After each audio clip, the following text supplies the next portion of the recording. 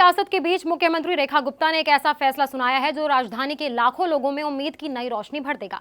अब दिल्ली का कोई भी लाचार और बेबस नागरिक इलाज के अभाव में दम नहीं तोड़ेगा। सरकार ने पेंशन से सीधे आयुष्मान तक का एक ऐसा मजबूत पुल तैयार कर दिया है जिससे विधवा और दिव्यांग पेंशनधारियों को अब दर दर भटकने की जरूरत नहीं होगी। मंगलवार को दिल्ली सचिवालय में मुख्यमंत्री की अध्यक्षता में हुई कैबिनेट बैठक में ये बड़ा फैसला लिया गया है। दिल्ली सरकार ने ऐतिहासिक फैसला लेते हुए करीबन 5.5 लाख विधवा और दिव्यांग पेंशनधारी परिवारों को आयुष्मान योजना से जोड़ दिया है। दरअसल मुख्यमंत्री रेखा गुप्ता की अगुवाई में दिल्ली कैबिनेट ने एक बड़ा फैसला लिया। अब राजधानी के लगभग 5.5 लाख विधवा और दिव्यांग पेंशनधारियों को प्रधानमंत्री जन आरोग्य योजना यानी कि आयुष्मान भारत से जोड़ा जाएगा। इसका मतलब साफ है कि अब पेंशन के साथ मुफ्त इलाज की गारंटी भी मिलेगी।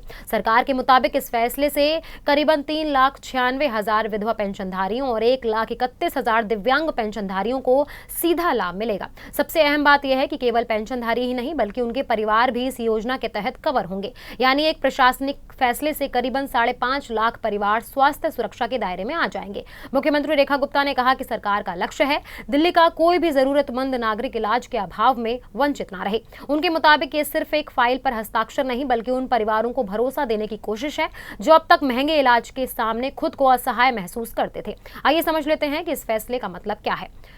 सबसे पहले क्या बदला है? विधवा और दिव्यांग पेंशनधारियों को आयुष्मान योजना में शामिल किया गया। लगभग 5.5 लाख अतिरिक्त परिवारों को सालाना 5 लाख रुपए तक का स्वास्थ्य कवर मिलेगा। पूरा इलाज कैशलेस होगा और सूचीबद्ध अस्पतालों में मान्य होगा। अब बात कर लेते हैं कि पहले से इस योजना का लाभ कौन ले रहा था। अंत्योदय अन्न योजना और प्राथमिकता श्रेणी के परिवार, 60 साल से अधिक उम्र के वरिष्ठ नागरिक, आशा और आंगनवाड़ी कार्यकर्ता और हेल्पर्स। अब बात करते हैं दिल्ली में आयुष्मान योजना के मौजूदा दायरे की। सरकारी आंकड़ों के मुताबिक राजधानी में अब तक 7,23,707 आयुष्मान कार्ड जारी किए जा चुके हैं।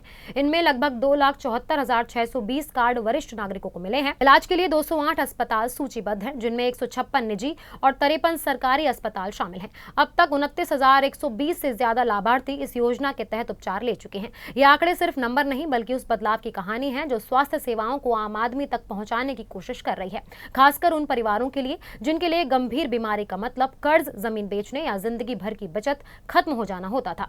रेखा गुप्ता के इस फैसले से लाखों परिवारों को बड़ी राहत मिलने जा रही है। Subscribe now and press the bell icon. Never miss an update.